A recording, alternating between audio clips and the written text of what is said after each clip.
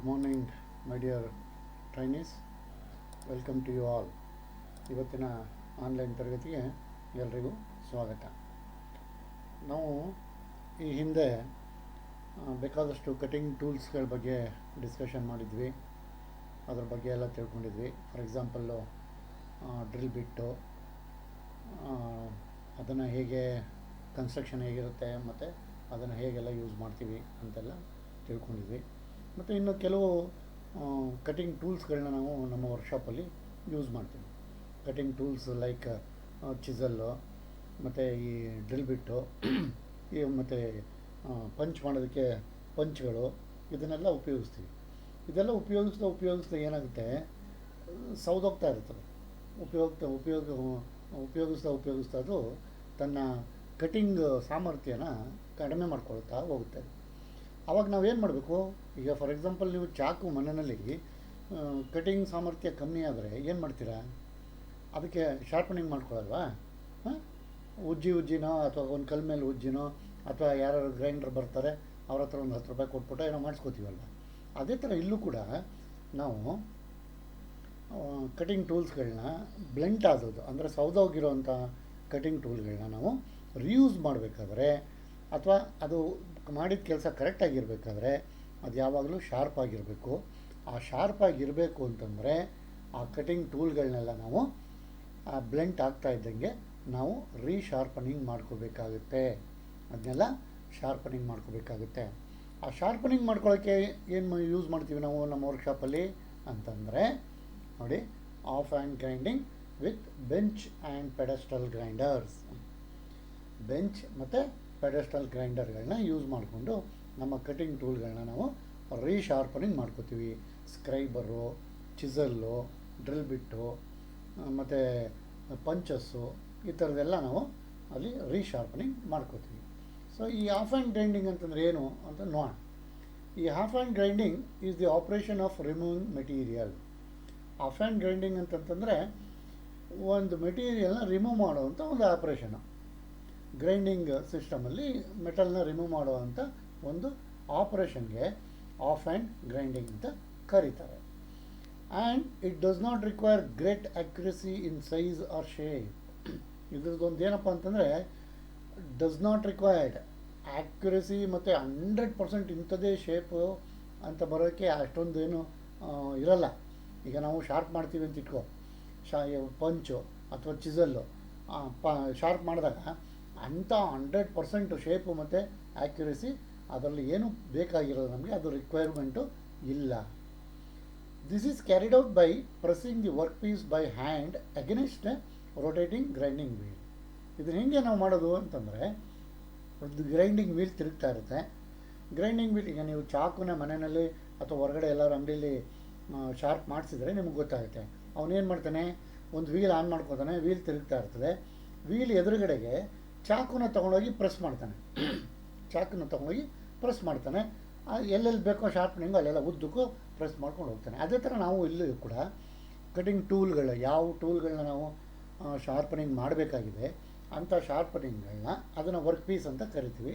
ಅದನ್ನು ಈ ರೊಟೇಟ್ ಆಗ್ತಾ ಇರೋ ವೀಲ್ಗೆ ಅಗೇನ್ಸ್ಟಾಗಿ ಪ್ರೆಸ್ ಮಾಡೋದು. ಅಂದರೆ ಅದಕ್ಕೆ ಅದು ತಿರುಗ್ತಾ ಇರ್ತದೆ, ಅದ್ರ ಮೇಲೆ ನಾವು ಪ್ರೆಸ್ ಮಾಡಿಕೊಂಡು ಇಟ್ಕೊಳ್ಳೋದು.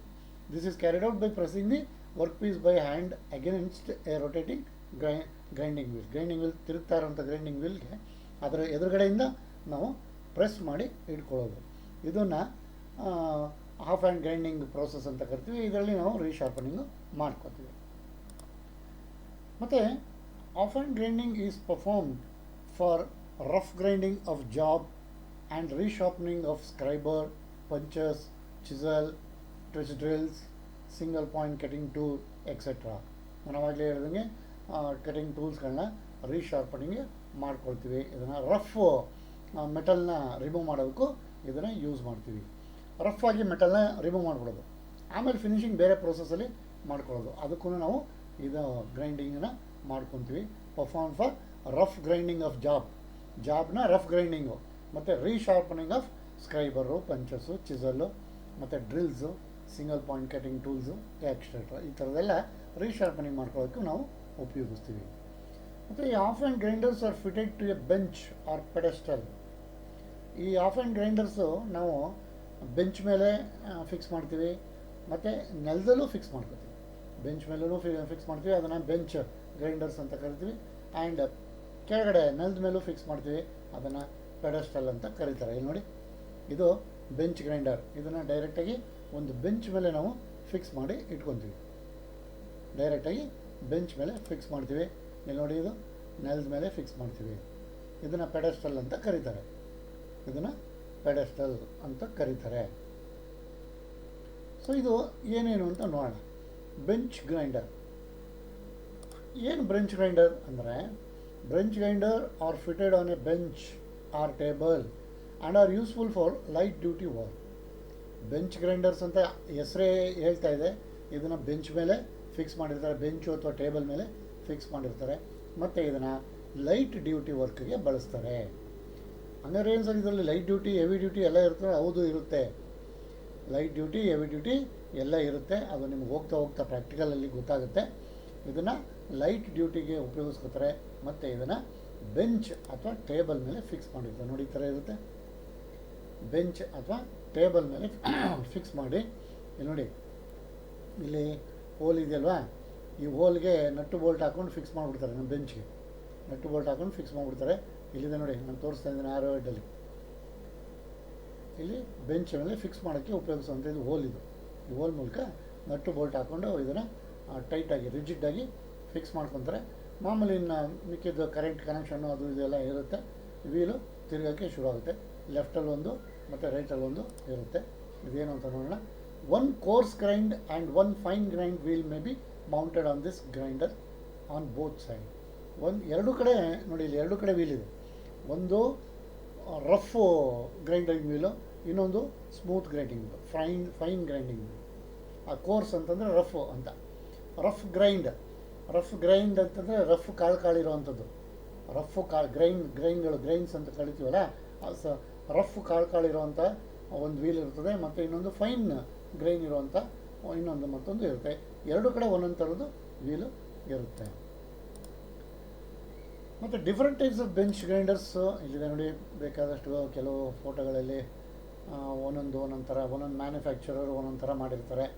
ಒಂದು ಸ್ವಲ್ಪ ಸ್ಟೈಲಾಗಿ ಮಾಡಿರ್ತಾರೆ, ಒಂದು ಸ್ವಲ್ಪ ನಾರ್ಮಲಾಗಿ ಮಾಡಿರ್ತಾರೆ, ಇನ್ನು ಸ್ವಲ್ಪ ಹೆಚ್ಚಿಗೆ ಗಾರ್ಡ್ ಕೊಟ್ಟಿರ್ತಾರೆ. ಇನ್ನು ಕೆಲವೆಲ್ಲ ನಾವೇ ಫಿಕ್ಸ್ ಮಾಡ್ಕೋಬೇಕಾಗುತ್ತೆ. ನೋಡಿ, ಇದೊಂದು ಥರದ್ದಿದೆ, ಸಿಂಪಲ್ಲಾಗಿ ಸ್ವಲ್ಪ ನೋಡೋಕ್ಕೆ ಚೆನ್ನಾಗಿರೋದು. ಇದು ಸ್ವಲ್ಪ ದೊಡ್ಡ ಥರ ಕಾಣುತ್ತೆ, ಇದು ಸ್ವಲ್ಪ ಚಿಕ್ಕ ಥರ ಕಾಣುತ್ತೆ ಅಲ್ವಾ. ಮತ್ತು ಇಲ್ಲಿ ನೋಡಿ, ಇದರಲ್ಲೆಲ್ಲ ಮೇಲ್ಗಡೆ ಗ್ಲಾಸು ಇದೆಲ್ಲ ಕೊಟ್ಟಿದ್ದಾನೆ. ಅದೆಲ್ಲ ಏನು ಕೊಟ್ಟಿದ್ದಾನೆ ಅಂತ ನೋಡೋಣ ಮುಂದಕ್ಕೆ. ಇದು ಡಿಫ್ರೆಂಟ್ ಟೈಪ್ಸ್ ಆಫ್ ಬೆಂಚ್ ಗ್ರೈಂಡರ್ಸು. ಈ ಥರ ಮಾರ್ಕೆಟಲ್ಲಿ ಎಲ್ಲ ಸಿಗುತ್ತೆ. ಯಾವ್ದು ಬೇಕಾದ್ರೂ ತಂದು ಫಿಕ್ಸ್ ಮಾಡ್ಕೋಬೋದು. ಇಂಥದ್ದೇ ಇದು ಬೇಕು ಅಂತೇನಿಲ್ಲ. ಇದಿಷ್ಟು ಬೆಂಚ್ ಗ್ರೈಂಡರ್ ಇದೆ. ಇನ್ನು ನೆಕ್ಸ್ಟ್ ಪೆಡಸ್ಟಲ್ ಗ್ರೈಂಡರ್ಸ್ ನೋಡಿ. ಇದು ಪೆಡಸ್ಟಲ್ ಗ್ರೈಂಡರ್ ಅಂದರೆ ಇದು ಭೂಮಿ ಮೇಲೆ ಇದು ಫೌಂಡೇಶನ್ ಬೋಲ್ಟೆಲ್ಲ ಹಾಕಿ ನಾವು ಫಿಕ್ಸ್ ಮಾಡಬೇಕಾಗುತ್ತೆ.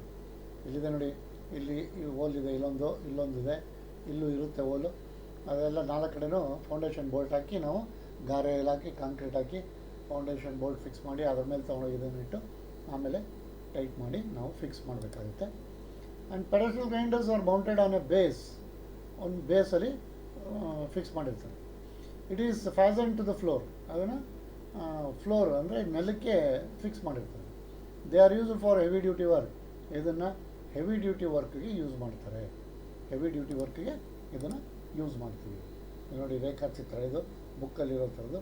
ನಾನು ಅಲ್ಲಿ ನಿಮಗೆ ತೋರಿಸಿದ್ದು ಒಂದು ಒರಿಜಿನಲ್ ಫೋಟೋ. ಇಲ್ಲಿ ನಿಮಗೆ ಬರ್ತಾ ಇರೋದು ಫಿಗರ್ಲಿ, ಬುಕ್ಕಲ್ಲಿರುವಂಥ figure. These grinders consists of an electric motor and the spindle for mounting the grinding wheel. ಇದು ಎಲೆಕ್ಟ್ರಿಕ್ ಮೋಟಾರ್ನ ಹೊಂದಿರುತ್ತೆ.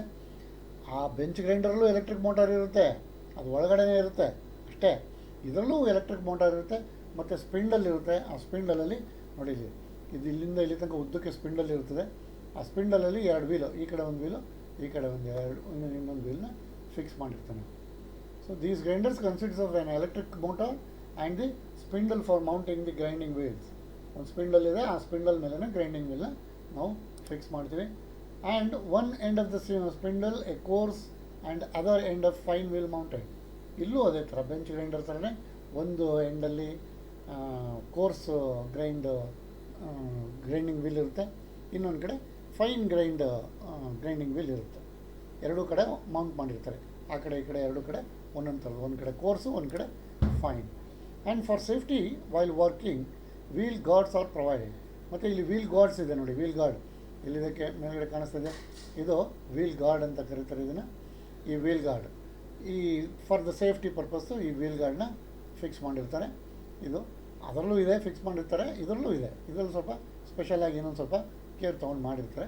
ವೀಲ್ ಗಾರ್ಡ್ಸ್ ನೋಡಿ, ಇದು ನಾನು ತೋರಿಸ್ತಾ ಇದ್ದೀನಲ್ಲ, this is wheel guard. And a coolant container provided for frequent cooling for the work. ಮತ್ತು ಇಲ್ಲೊಂದು container ಬಿಟ್ಟಿದ್ದಾನೆ, ಇದರೊಳಗಡೆ ನೀರು ಇರುತ್ತೆ, ಕೂಲೆಂಟ್ ಇರುತ್ತೆ. ಯಾಕೆ ಅಂತಂದರೆ ನಾವು ಕೈಲಿ ಹಿಡ್ಕೊಂಡು ಗ್ರೈಂಡಿಂಗ್ ಮಾಡಬೇಕಾದ್ರೆ ಆವಾಗವಾಗ ಬಿಸಿ ಆಗ್ತಾ ಇರ್ತದೆ. ಗ್ರೈಂಡಿಂಗ್ ವೀಲ್ನ ನಾವು ಟಚ್ ಮಾಡ್ತಾ ಇದ್ದಂಗೆ ಅದು ಬಿಸಿ ಆಗ್ತಾ ಇರ್ತದೆ. ಬಿಸಿ ಆಗ್ತಾ ಇದ್ದಾಗ ಸ್ವಲ್ಪ ಹೊತ್ತು ಹಾಗೆ ಜಾಸ್ತಿ ಹಿಡ್ಕೊಂಡ್ರೆ ನಾವು ಕೈಯಲ್ಲಿ ಹಿಡ್ಕೊಳ್ಳೋಕ್ಕೆ ಆಗೋದಿಲ್ಲ, ಆ ಥರ ಚಾನ್ಸಸ್ ಇರ್ತದೆ. ಮತ್ತು ಇನ್ನೂ ನಾವು ಏನಾದ್ರು ಹಿಡ್ಕೊಂಬಿಟ್ಟು ಇನ್ನೂ ನಾವು ಅದನ್ನು ಗ್ರೈಂಡಿಂಗ್ ವೀಲಲ್ಲಿ ಕೊಡ್ತಾನೆ ಇರ್ತೀವಿ ಅಂತಂದರೆ ಆ ಕಟಿಂಗ್ ಟೂಲು ತನ್ನ ಪ್ರಾಪರ್ಟೀಸ್ನ ಕಳ್ಕೊಳ್ಳುತ್ತೆ. ಅದಕ್ಕೆ ಆವಾಗವಾಗ ನೀರೊಳಗಡೆ ಕೂಲೆಂಟ್ ಒಳಗಡೆ ಹತ್ಕೋತಾ ಇರಬೇಕು. ನಾವು ಯಾವುದಾರ ಟೂಲ್ನ ಗ್ರೈಂಡ್ ಮಾಡ್ತೀವಿ ಅಂತಂದರೆ ಅಥವಾ ಯಾವುದಾರ ಜಾಬ್ನ ಗ್ರೈಂಡ್ ಮಾಡ್ತೀವಿ ಅಂತಂದರೆ ಅದು ಒಂದು ಸ್ವಲ್ಪ ಗ್ರೈಂಡ್ ಮಾಡಿಕೊಂಡು ನೀರೊಳಗಡೆ ಹತ್ಕೊಂಡು ಪುನಃ ಗ್ರೈಂಡ್ ಮಾಡಿಕೊಂಡು ಪುನಃ ಕೂಲೆಂಟಲ್ಲಿ ಅದನ್ನು ಅದ್ದಿ ಯೂಸ್ ಮಾಡಬೇಕು. ಅದಕ್ಕೆ ಅನುಕೂಲ ಆಗಲಿ ಅಂತ ಹೇಳ್ಬಿಟ್ಟು ಇಲ್ಲೊಂದು ಕೂಲೆಂಟ್ ಕಂಟೈನರ್ನ ಕೊಟ್ಟಿದ್ದಾನೆ ನೋಡಿ. ಇಲ್ಲಿ ಕೂಲೆಂಟ್ ಕಂಟೈನರ್ ಇಲ್ಲಿ ಕಾಣಿಸ್ತಾ ಇದೆಯಾ, ಕೂಲೆಂಟ್ ಕಂಟೈನರ್ ಇರುತ್ತೆ. ಇಲ್ಲಿ ಸಣ್ಣ ಒಂದು ಬಾಕ್ಸ್ ಇದೆ, ಅದರಲ್ಲಿ ನೀರು ಇರುತ್ತೆ. ಆವಾಗ ಹೋಗಿ ಚೇಂಜ್ ಮಾಡ್ಕೊಬೋದು ಆ ನೀರನ್ನ, ಒಳಗಡೆ ಇರೋಂಥ ಕೂಲೆಂಟ್.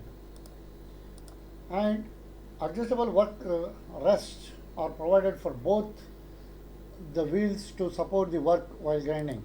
ಮತ್ತು ಇಲ್ಲಿ ನೋಡಿ, ಇಲ್ಲಿ ಸಪೋರ್ಟು ಇಲ್ಲಿ ಕಾಣಿಸ್ತಾ ಇದೆಯಾ, ಇದು ಎರಡೂ ಕಡೆ ವೀಲ್ಗಳಲ್ಲಿ ಈ ಅಡ್ಜಸ್ಟಬಲ್ ವರ್ಕ್ ರೆಸ್ಟ್ ಅಂತ ಕರಿತೀವಿ ಇದನ್ನು.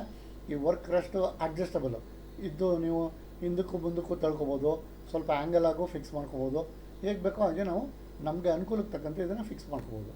ಇದು ಅಡ್ಜಸ್ಟಬಲ್ ವರ್ಕ್ ರೆಸ್ಟ್ ಅಂತ. ವರ್ಕ್ ರೆಸ್ಟ್ ಅಂತಂದರೆ ಇದರ ಮೇಲೆ ವರ್ಕನ್ನ ಇಟ್ಕೊಂಡು ನಾವು ಗ್ರೈಂಡಿಂಗ್ ಮಾಡೋದು. ಅದ್ರ ಮೇಲೆ ವರ್ಕನ್ನ ಇಟ್ಬಿಟ್ಟು ಈಗ ಟೂಲ್ ಇದ್ದರೆ ನೋಡಿ, ಇಲ್ಲಿಂದ ಇಲ್ಲಿ ತನಕ ಇದನ್ನ ಇದ್ರ ಮೇಲೆ ಇಡ್ತೀವಿ, ಕೆಳಗಡೆ ಮೇಲ್ಗಡೆ ನಾವು ಅಂಕ್ ಇಟ್ಕೋತೀವಿ, ಬಟ್ ಇಲ್ಲಿ ಇದ್ರ ಮೇಲೆ ಇಟ್ಕೋತೀವಿ. ಸೊ ಅದಕ್ಕೆ ಅದನ್ನು ಟೂಲ್ ರೆಸ್ಟ್ ಅಂತ ಕರೀತಾರೆ. ಎರಡೂ ಕಡೆಗೆ ವೀಲ್ಗಳಿಗೆ ಟೂಲ್ ರೆಸ್ಟ್ ಇರುತ್ತೆ. ಇದು ಹಿಂದೆ ಮುಂದೆ ಓಡಾಡುತ್ತೆ. ಅಂದರೆ ನಮಗೆ ಬೇಕಂದರೆ ಇದನ್ನು ಮುಂದಕ್ಕೂ ತೊಳ್ಕೊಬೋದು, ಹಿಂದಕ್ಕೂ ತೊಳ್ಕೊಬೋದು. ಯಾಕಪ್ಪ ಅಂತಂದರೆ ಇಲ್ಲಿ ಕೊಟ್ಟಿದೆ ನೋಡಿ, this work rest must be set very close to the wheel. ಇದು ಹೆಂಗೆ ನಾವು ಸೆಟ್ ಮಾಡಿರಬೇಕು ಅಂತಂದರೆ ಈ ವೀಲ್ಗೆ ತುಂಬ ಕ್ಲೋಸಾಗಿ ಸೆಟ್ ಮಾಡಿರಬೇಕು, ತುಂಬ ಕ್ಲೋಸಾಗಿ. ಈ ವೀಲ್ಗೂ ಮತ್ತು ವರ್ಕ್ ರೆಸ್ಟ್ಗೂ ಮಧ್ಯದಲ್ಲಿ ಗ್ಯಾಪು ಸಣ್ಣ ಗ್ಯಾಪ್ ಇರಬೇಕು, ಸ್ವಲ್ಪ ಗ್ಯಾಪ್ ಇರಬೇಕು, ತುಂಬ ಗ್ಯಾಪ್ ಇರಬಾರ್ದು. ತುಂಬ ಗ್ಯಾಪ್ ಇದ್ದರೆ ವೈಬ್ರೇಷನ್ ಸ್ಟಾರ್ಟ್ ಆಗುತ್ತೆ ಮತ್ತು ಗ್ರೈಂಡಿಂಗ್ ಆಗೋದಿಲ್ಲ. ಅದಕ್ಕೆ ಇದನ್ನು ಒಂದು ಸ್ವಲ್ಪ ತುಂಬ ಕ್ಲೋಸಾಗಿ ಗ್ರೈಂಡಿಂಗ್ ವೀಲ್ಗೆ ಫಿಕ್ಸ್ ಮಾಡಿರ್ತೀವಿ. ಸಣ್ಣ ಗ್ಯಾಪ್ ಇರುತ್ತೆ, ಒಂದೇ ಒಂದು ಸ್ವಲ್ಪ ಗ್ಯಾಪ್ ಇರುತ್ತೆ, ಆ ಲೆವೆಲಲ್ಲಿ ತೊಗೊಂಡೋಗಿ ಫಿಕ್ಸ್ ಮಾಡಬೇಕು. ಗ್ರೈಂಡಿಂಗ್ ವೀಲ್ ಯೂಸ್ ಮಾಡ್ತಾ ಚಿಕ್ಕದಾಗ್ತಾ ಹೋಗುತ್ತೆ. ಆವಾಗ ನಾವು ಇದನ್ನೇನು ಮಾಡಬೇಕು, ಇದನ್ನು ಲೂಸ್ ಮಾಡ್ಕೋಬೇಕು, ಇದನ್ನು ಒಂಚೂರು ಮುಂದಕ್ಕೆ ತಳ್ಕೋಬೇಕು. ಗ್ರೈಂಡಿಂಗ್ ವೀಲ್ ಚಿಕ್ಕದಾಗ್ತಾಯಿದ್ದಂಗೆ ಇದನ್ನು ಲೂಸ್ ಮಾಡ್ಕೋಬೇಕು, ಒಂಚೂರು ಮುಂದಕ್ಕೆ ತಳ್ಕೋಬೇಕು. ಪುನಃ ಇದು ಚಿಕ್ಕದಾಗ್ತಾಯಿದ್ದಂಗೆ ಇದನ್ನು ಒಂಚೂರು ಮುಂದಕ್ಕೆ ತಳ್ಕೋಬೇಕು, ಇಲ್ಲಿ ಟೈಟ್ ಮಾಡ್ಕೋಬೇಕು. ಸೊ ಅಷ್ಟೇ. ಸೊ ಎರಡು ಅದನ್ನು ಅಡ್ಜಸ್ಟಬಲ್ ಅಂತ ಕರೀತಾರೆ. And extra I shield are also provided for the protection of the eyes. ಅಂದರೆ ಐ ಪ್ರೊಟೆಕ್ಟ್ ಮಾಡೋದು. ಈಗ ನೀವು ಗ್ರೈಂಡಿಂಗ್ ಮಾಡ್ತಾಯಿದ್ರೆ ಅದರಲ್ಲಿ ಸಣ್ಣ ಕಣಗಳೆಲ್ಲ ಎಗರಿ ಬರ್ತಾ ಇರುತ್ತಲ್ವ, ನೀವು ಫೀಲ್ ಮಾಡಿರ್ತೀರ, ಸಣ್ಣ ಕಣಗಳೆಲ್ಲ ಎಗರಿ ಬರ್ತಾ ಇರ್ತವೆ. ಅದೆಲ್ಲ ಕಣ್ಣಿಗೆಲ್ಲ ಬಂದು ಬೀಳೋವಂಥ ಚಾನ್ಸಸ್ ಇರುತ್ತಲ್ವ. ಸೊ ಅದಕ್ಕೆ ಐ ಪ್ರೊಟೆಕ್ಟ್ ಮಾಡೋದಕ್ಕೆ ಅಲ್ಲೊಂದು ಐ ಶೀಲ್ಡ್ ಕೊಟ್ಟಿದ್ದಾನೆ ನೋಡಿ. ಇಲ್ಲಿ ಕಾಣಿಸ್ತದೆ ಐ ಶೀಲ್ಡ್ ಅಂತ ಕಾಣಿಸ್ತದೆ. ಇದು ಅಷ್ಟೇ ಮೇಲೆ ಕೆಳಗಡೆ ಅಡ್ಜಸ್ಟಬಲ್. ಇದು ಇಲ್ಲಿ ಮೇಲಕ್ಕೆ ಎಷ್ಟು ಎತ್ತರಕ್ಕೆ ಬೇಕೋ ಅಷ್ಟಕ್ಕೆ ನಾವು ಫಿಕ್ಸ್ ಮಾಡ್ಕೋಬೋದು. ಇಲ್ಲಿ ನೋಡಿ ಬಂತು, ಅದನ್ನು ರೆಡ್ ಮಾರ್ಕ್ ಮಾಡಿ ತೋರಿಸಿದ್ದೀನಿ. ಇದನ್ನು ಐ ಶೀಲ್ಡ್ ಅಂತ ಕರೀತಾರೆ. Extra eye shields are provided for the protection of the ಐಸ್ನ ಪ್ರೊಟೆಕ್ಟ್ ಮಾಡ್ಕೊಳ್ಳೋದಕ್ಕೆ ಈ ಶೀಲ್ಡನ್ನ ಕೊಟ್ಟಿದ್ದಾರೆ. Next pedestal grinder should be securely attach to the floor. Pedestal grinder pedestal ಆಗಿರಲಿ ಅಥವಾ ಬೆಂಚ್ ಗ್ರೈಂಡರ್ ಆಗಿರಲಿ ಸೆಕ್ಯೂರ್ಲಿ ಅಟ್ಯಾಚ್ ಆಗಿರಬೇಕು, ತುಂಬ ಸ್ಟ್ರಾಂಗ್ ಆಗಿ ಅಟ್ಯಾಚ್ ಆಗಿರಬೇಕು ಫ್ಲೋರ್ಗೆ. And bench grinder should be securely fasten to a bench in order to handle grinding operation. ಮತ್ತು pedestal grinder ಫ್ಲೋರ್ಗೆ ಕರೆಕ್ಟಾಗಿ ಸೆಕ್ಯೂರಾಗಿ ಅಟ್ಯಾಚ್ ಆಗಿರಬೇಕು.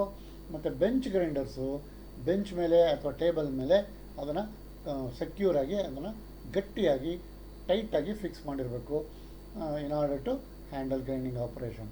ಬೇರೆ ಬೇರೆ ಥರ ಗ್ರೈಂಡಿಂಗ್ ಆಪ್ರೇಷನ್ಗಳನ್ನ ಹ್ಯಾಂಡಲ್ ಮಾಡೋಕ್ಕೆ ಎರಡೂ ಗಟ್ಟಿಯಾಗಿ ಫಿಕ್ಸ್ ಮಾಡಿರಬೇಕು, ರಿಜಿಡ್ಡಾಗಿ ಫಿಕ್ಸ್ ಮಾಡಿರಬೇಕು.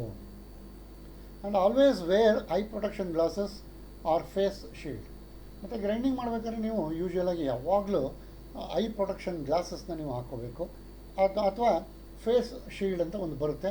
ಈಗೆಲ್ಲ ಕರೋನಾದಲ್ಲೆಲ್ಲ ನೋಡಿರ್ತೀರಿ ನೀವು, ಒಂದು ಶೀಲ್ಡ್ ಮುಂದಗಡೆ, ಮುಖಕ್ಕೆ ಮುಂದಗಡೆ ಒಂದು ಶೀಲ್ಡ್ ಥರ ಹಾಕ್ಕೊಳ್ಳಲ್ವ, ಆ ಥರದ್ದು ಹಾಕ್ಕೊಂಡು ನೀವು ಕೆಲಸ ಮಾಡಬೇಕು. ಗ್ರೈಂಡಿಂಗ್ ವೀಲಲ್ಲಿ ಕೆಲಸ ಮಾಡಬೇಕಾದ್ರೆ ಯಾವಾಗಲೂ ನಮ್ಮದು ಪ್ರೊಡಕ್ಷನ್ ಫಸ್ಟ್ ಅಲ್ವಾ, ಸೊ ಅದಕ್ಕೆ ನಾವು ಫಸ್ಟು ನಮ್ಮನ್ನು ನಾವು ಕಾಪಾಡ್ಕೊಳ್ಳೋಕ್ಕೆ ಏನೇನು ಬೇಕೋ ಅದೆಲ್ಲ ಮಾಡಿಕೊಂಡು ಆಮೇಲೆ ಕೆಲಸ ಶುರು ಮಾಡಬೇಕು.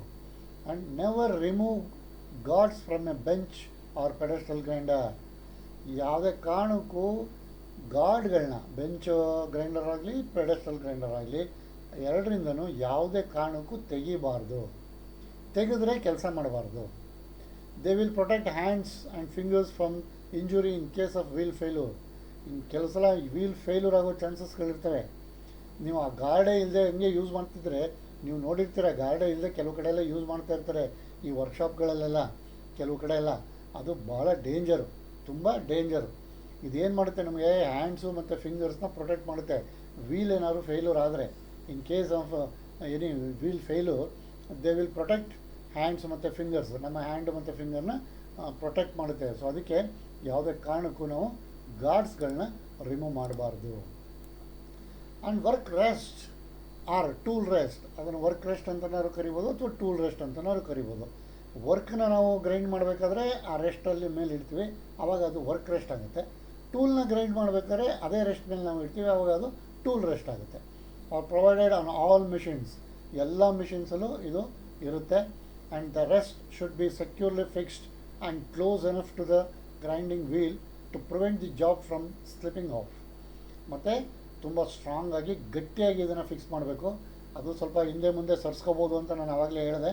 ಆ ಹಿಂದೆ ಮುಂದೆ ಸರ್ಸ್ಕೊಳ್ಳುವಾಗ ನಟ್ಟು ಏನಿದೆ ಅದನ್ನು ಲೂಸ್ ಮಾಡಿಕೊಂಡು ಎಷ್ಟು ದೂರ ಬೇಕೋ ಅಲ್ಲಿ ನಮಗೆ ಆ ಗ್ರೈಂಡಿಂಗ್ ವೀಲ್ಗೆ ಎಷ್ಟು ಕ್ಲೋಸ್ ಇರಬೇಕೋ ಅಷ್ಟು ತುಂಬ ಕ್ಲೋಸಲ್ಲಿ ಇಟ್ಕೊಂಡು ಫುಲ್ ಟೈಟ್ ಮಾಡಿಕೊಂಡು ಇಟ್ಕೋಬೇಕು. ಫುಲ್ ಟೈಟ್ ಮಾಡ್ಕೊಂಡು ಇಟ್ಕೋಬೇಕು. ಗ್ರೈಂಡಿಂಗ್ ವೀಲ್ಗೂ ಮತ್ತು ಈ ರೆಸ್ಟ್ಗೂ ಗ್ಯಾಪು ಸಣ್ಣ ಗ್ಯಾಪ್ ಇರಬೇಕು, ತುಂಬ ಜಾಸ್ತಿ ಗ್ಯಾಪ್ ಇರಬಾರ್ದು. ಜಾಸ್ತಿ ಗ್ಯಾಪ್ ಇದ್ದರೆ ಸ್ಲಿಪ್ ಆಗೋಕ್ಕೆ ಶುರು ಆಗುತ್ತೆ. ಜಾಸ್ತಿ ಗ್ಯಾಪ್ ಇದ್ದರೆ ಸ್ಲಿಪ್ ಆಗಿ ಒಳಗಡೆಗೆ ಹೋಗೋಕ್ಕೆ ಶುರು ಆಗುತ್ತೆ. And before commencing grinding, allow the grinding wheel to run at operating speed for at 1 minute.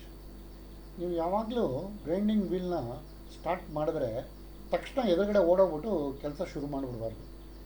ತಕ್ಷಣ ಎದುರುಗಡೆ ಹೋಗ್ಬಿಟ್ಟು ಕೆಲಸನ ಶುರು ಮಾಡಬಾರ್ದು. ಪಕ್ಕದಲ್ಲಿ ನಿಂತ್ಕೊಂಡ್ಬಿಟ್ಟು ಆನ್ ಮಾಡಬೇಕು.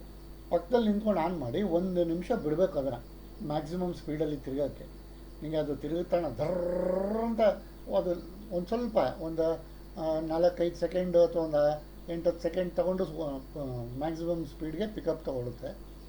ಆ ಮ್ಯಾಕ್ಸಿಮಮ್ ಸ್ಪೀಡ್ಗೆ ಪಿಕಪ್ ತೊಗೊಂಡ್ಮೇಲೆ 1 ಮಿನಿಟ್ ರನ್ ಆಗಬೇಕದು.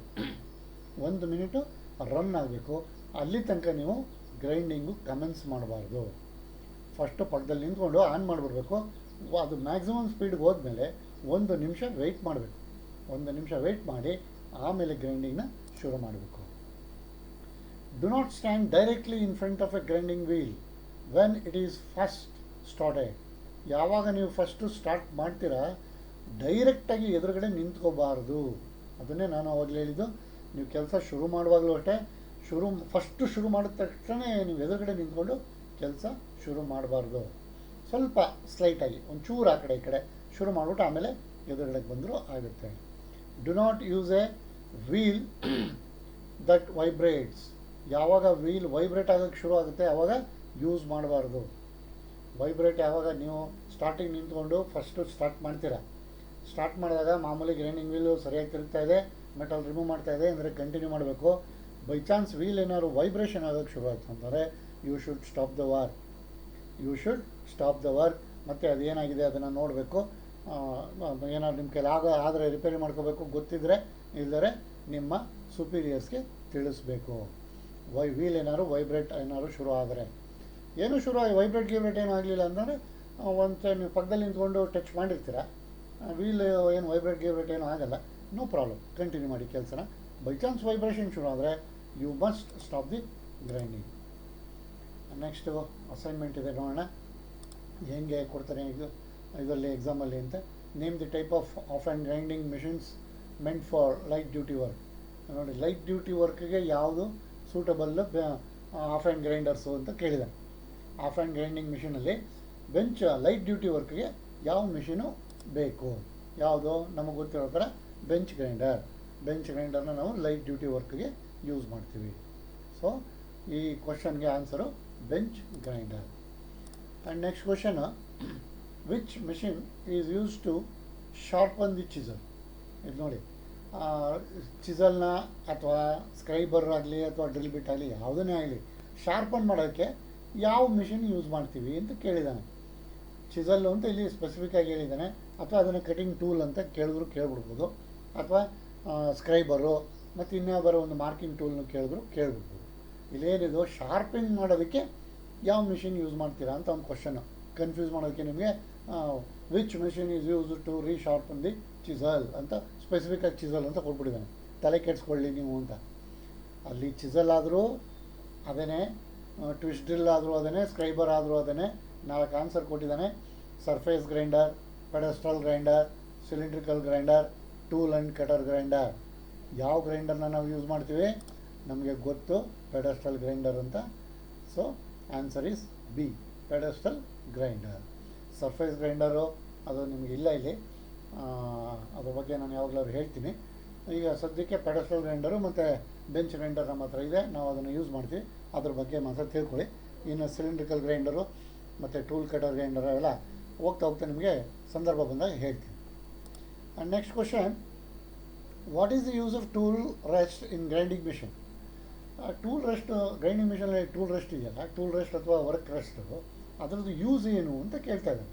ಅದರದ್ದು ಯೂಸ್ ಏನು? 4 ಆನ್ಸರ್ ಬಂತು: to guide the tool, to support the tool, to guard the wheel, to safe the grinding wheel.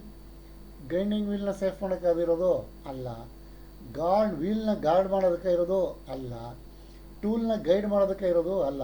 To support the tool, ಏನಕ್ಕೆ? ಟೂಲ್ ಗ್ರೈಂಡ್ ಮಾಡೋಕ್ಕೆ ಅದು ಸಪೋರ್ಟ್ ಮಾಡುತ್ತೆ. So answer is B, to support the tool. ಯಾವುದು? Tool rest ಏನು ನಮಗೆ use ಆಗುತ್ತೆ ಅಂತಂದರೆ to support the tool, cutting tool ಅಥವಾ ಯಾವುದೇ ಟೂಲ್ ಇಟ್ಟರು, ಜಾಬ್ ಇಟ್ಟರೆ ಜಾಬ್ನ ಸಪೋರ್ಟ್ ಮಾಡುತ್ತೆ, ಟೂಲ್ ಇಟ್ಟರೆ ಟೂಲ್ಗೆ ಸಪೋರ್ಟ್ ಮಾಡುತ್ತೆ. ಇನ್ನು next question, which grinding machine is shown in figure.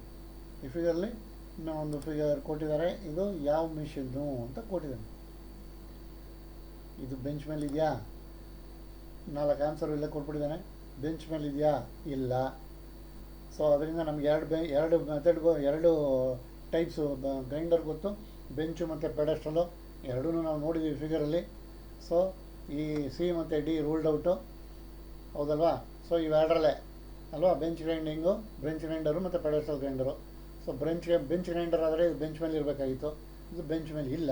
So that ಇದು pedestal grinder. So next question, what is the name of the part marked X. ಇಲ್ಲೊಂದು ಪಾರ್ಟ್ ಮಾರ್ಕ್ ಮಾಡಿದ್ದಾನೆ, X ಅಂತ ಇದೆ, ಅದನ್ನು ಏನು ಅಂತ ಹೇಳಬೇಕು. ಇಲ್ಲೂ 4 ಆನ್ಸರ್ ಕೊಟ್ಟಿದ್ದಾನೆ. ಏನಿದು? ಟೂಲ್ ರೆಸ್ಟಾ, ವೀಲ್ ಗಾರ್ಡ್ಸಾ, ಫೈನ್ ವೀಲ್, ಕೋರ್ಸ್ ವೀಲ್ ಅಲ್ವೇ ಇಲ್ಲ, ಅದು ಟೂಲ್ ರೆಸ್ಟೂ ಅಲ್ಲ, ಮತ್ತಿನ್ನೇನು? Answer is B, wheel guards. ಇದು wheel guards. Next question, which machining process is used to sharpen cutting tool like drill, chisel etcetera. ಯಾವ ಮಿಷಿನಿಂಗ್ ಪ್ರೋಸೆಸ್ನ ನಾವು ಯೂಸ್ ಮಾಡ್ತೀವಿ ಈ ಡ್ರಿಲ್ಲು, ಚಿಸಲ್ಲು ಮತ್ತು ಸ್ಕ್ರೈಬರು ಈ ಥರದನ್ನೆಲ್ಲ ಶಾರ್ಪ್ ಮಾಡ್ಕೊಳ್ಳೋದಕ್ಕೆ ಅಂತ ಕೇಳಿದ್ದಾರೆ ಕ್ವಶನ್. ಯಾವ ಮಿಷಿನಿಂಗ್ ಪ್ರೋಸೆಸ್ಸು? ಬೈ ಮಿಲ್ಲಿಂಗಾ, ಪ್ಲೇನಿಂಗಾ ಅಲ್ಲ, ಶೇಪಿಂಗಾ ಅಲ್ಲ. ಸೊ ಯಾವುದು? ನಮಗೆ ಗೊತ್ತಿರೋ ಪ್ರಕಾರ grinding. The answer is grinding. ಯಾವ ಪ್ರೋಸೆಸ್ಸು ಅಂತ ಶಾರ್ಪ್ ಮಾಡ್ಕೊಳ್ಳೋದಕ್ಕೆ ಯಾವ ಪ್ರೋಸೆಸ್ಸು? ಕನ್ಫ್ಯೂಸ್ ಮಾಡೋಕ್ಕೆ ಈ ಥರದ್ದೆಲ್ಲ ಕೇಳೋದವನು, ನೀವು ಕನ್ಫ್ಯೂಸ್ ಮಾಡ್ಕೋಬಾರ್ದು. ಇನ್ನೊಂದು ಕೇಳೋದೇನು, ವಿಚ್ ಮಿಷಿನಿಂಗ್ ಪ್ರೋಸೆಸ್ ಅಂದರೆ ನಿಮಗೆಲ್ಲ ಅದು ಏನು ಅಂತ ತಲೆ ಕೆಟ್ಟೋಗ್ಬೇಕು. ಕ್ವಶನ್ ನೋಡ್ತಾನೆ, ಯಾವುದಿದು ಮಿಷಿನಿಂಗ್ ಪ್ರೋಸೆಸ್ಸು, ಸಿಂಪಲ್. ಏನು machining process? Grinding is also a machining process ಅಲ್ವಾ? Grinding is also a machining process. ಅದನ್ನ ಪುನಃ sharpening cutting tool like drill, chisel etcetera ಅಂತ ಕೊಟ್ಬಿಟ್ಟಿದ್ದಾನೆ. ಅದಕ್ಕೆ ಯಾವುದು ಗಾಬರಿ ಮಾಡ್ಕೋಬಾರ್ದು. ಇದೇನಿದೆ ಮಿಷನಿಂಗ್ ಪ್ರೋಸೆಸ್ಸು, ಏನಕ್ಕೆ? ಶಾರ್ಪನಿಂಗ್ ಮಾಡೋದಕ್ಕೆ ಅಷ್ಟೇ ನೀವು ಲೆಕ್ಕ ತೊಗೋಬೇಕು. ಶಾರ್ಪನಿಂಗ್ ಮಾಡೋದಕ್ಕೆ ಲೆಕ್ಕ ತಗೊಂಡ್ರೆ ನಿಮಗೆ ಆವಾಗ ಗೊತ್ತಾಗುತ್ತೆ grinding. So next question, why the tool or work is to be dipped in the coolant frequently while grinding? Grinding ಮಾಡಬೇಕಾದ್ರೆ ಟೂಲ್ ಅಥವಾ ವರ್ಕ್ನ ಯಾಕೆ ಅವಾಗವಾಗ ಕೂಲೆಂಟಲ್ಲಿ ಡಿಪ್ ಮಾಡಬೇಕು, ಮುಳುಗಿಸ್ಬೇಕು? ಯಾಕೆ ಅವಾಗವಾಗ ಕೂಲೆಂಟ್ ಒಳಗಡೆ ಮುಳುಗಿಸ್ಬೇಕು? ಆನ್ಸರ್, ಟು ಅವಾಯ್ಡ್ ಟಿಪ್ ಬ್ರೇಕೇಜ್ನ ಅವಾಯ್ಡ್ ಮಾಡೋದಕ್ಕೆ, ಟು ಇಂಪ್ರೂವ್ ದಿ ಡಕ್ಟಿಲಿಟಿ, ಆ ಮೆಟೀರಿಯಲ್ದು ಡಕ್ಟಿಲಿಟಿ ಇಂಪ್ರೂವ್ ಮಾಡೋದಕ್ಕೆ, ಟು ಇಂಪ್ರೂವ್ ದಿ ಮೆಲಿಯಬಿಲಿಟಿ ಅಥವಾ ಮೆಲಿಯಬಿಲಿಟಿ ಇಂಪ್ರೂವ್ ಮಾಡೋದಕ್ಕೆ, to avoid overheating and temper. So ನಾನು ಅವಾಗಲೇ ಹೇಳಿದೆ ಹೀಟ್ ಆಗ್ತಾ ಇರ್ತದೆ ಅಂತ. So answer is to avoid overheating and temper ಆಗೋದು ಮತ್ತು ಓವರ್ ಹೀಟಿಂಗ್ ಆಗೋದನ್ನು ಅವಾಯ್ಡ್ ಮಾಡೋದಕ್ಕೆ ಅವಾಗವಾಗ ನಾವು ಟೂಲ್ ಆಗಲಿ ವರ್ಕ್ನಾಗಲಿ ಆ ಕೂಲೆಂಟ್ ಒಳಗಡೆ ಫ್ರೀಕ್ವೆಂಟಾಗಿ ಡಿಪ್ ಮಾಡ್ತಾ ಇರಬೇಕು. And what is the name of the part marked X? ಇಲ್ಲೂ ಒಂದು ಎಕ್ಸು ಮಾರ್ಕ್ ಮಾಡಿದ್ದಾನೆ, ಪಾರ್ಟು ಫಿಗರ್ ಕೊಟ್ಬಿಟ್ಟು. ಅದು ಏನು ಅಂತ 4 ಆನ್ಸರು ಕೊಟ್ಟಿದ್ದಾನೆ. ಏನದು ನಮಗೆ? ವೀಲ್ ಗಾರ್ಡ್ ಅಂತೂ ಅಲ್ಲ, ಫೈನ್ ವೀಲು ಅಲ್ಲ, ಕೋರ್ಸ್ ವೀಲು ಅಲ್ಲ, ವೀಲ್ ಅಲ್ವೇ ಇಲ್ಲ. ಸೊ ಹಂಗೂ ಕಂಡು ನೀವು. ಇಲ್ಲಿ ನೋಡಿ ಕೋರ್ಸ್ ವೀಲ್ ಅಂತ ಕೊಟ್ಬಿಟ್ಟಿದ್ದಾನೆ, ಇದು ವೀಲಾ? ಅಲ್ಲ. ಫೈನ್ ವೀಲ್ ಅಲ್ಲಿ ವೀಲ್ ಅಲ್ವೇ ಇಲ್ಲ. ಇನ್ನು ಗಾರ್ಡ್ ಅಂತ ಕೊಟ್ಟಿದ್ದಾನೆ, ಗಾರ್ಡ್ ನಮಗೆ ಗೊತ್ತು, ಇದು ಗಾರ್ಡ್ ಅಂದರೆ. ಸೊ ಇದೇನು ಮಿಕ್ಕಿದ್ದು? ಟೂಲ್ ರೆಸ್ಟ್ ಅಥವಾ ವರ್ಕ್ ರೆಸ್ಟ್. ಟೂಲ್ ರೆಸ್ಟ್ ಅಥವಾ ವರ್ಕ್ ರೆಸ್ಟ್ ಯಾವ್ದು ಬೇಕಾದ್ರೂ ಹೇಳ್ಬೋದು. ಇಲ್ಲಿ ಟೂಲ್ ರೆಸ್ಟ್ ಇಲ್ಲ ಅಂತಂದರೆ ವರ್ಕ್ ರೆಸ್ಟ್ ಅಂತ ಏನಾದ್ರು ಕೊಟ್ಟಿದ್ದರೆ ಅವಾಗ ಇದು ವರ್ಕ್ ರೆಸ್ಟ್. ಈಗ ಇಲ್ಲಿ ಟೂಲ್ ರೆಸ್ಟ್ ಅಂತ ಕೊಟ್ಟಿದ್ದಾನೆ, ಇಲ್ಲಿ ಟೂಲ್ ರೆಸ್ಟ್ ಬರೀಬೇಕು. So answer is A, tool rest. So thank you all my dear students. ಇಷ್ಟೊತ್ತು ನೀವು ನನ್ನ ಜೊತೆ ಇದ್ದಿದ್ದಕ್ಕೆ ಥ್ಯಾಂಕ್ ಯು ವೆರಿ ಮಚ್. ಎಲ್ಲೂ ಹೊರಗಡೆ ಓಡಾಡಬೇಡಿ, ಮಾಸ್ಕ್ ಹಾಕ್ಕೊಳ್ಳಿ ಯಾವಾಗಲೂ, ಅವಾಗವಾಗ ಕೈ ತೊಳ್ಕೊತಾರಿ, ಸುತ್ತಾಡೋಕ್ಕೆ ಎಲ್ಲೂ ಹೋಗಬೇಡಿ. ಪೂರ್ತಿ ವಿಡಿಯೋ ನೋಡಿದ್ಮೇಲೆ ಇದರಲ್ಲಿರೋವಂಥ ಅಸೈನ್ಮೆಂಟ್ಸ್ಗೆ ಆನ್ಸರ್ ಬರೆದು ನನಗೆ ಪೋಸ್ಟ್ ಮಾಡಿ. ಆನ್ಸರ್ ಬರೆದು ನನಗೆ ವಾಟ್ಸಪ್ಪಲ್ಲಿ ಪೋಸ್ಟ್ ಮಾಡಿ.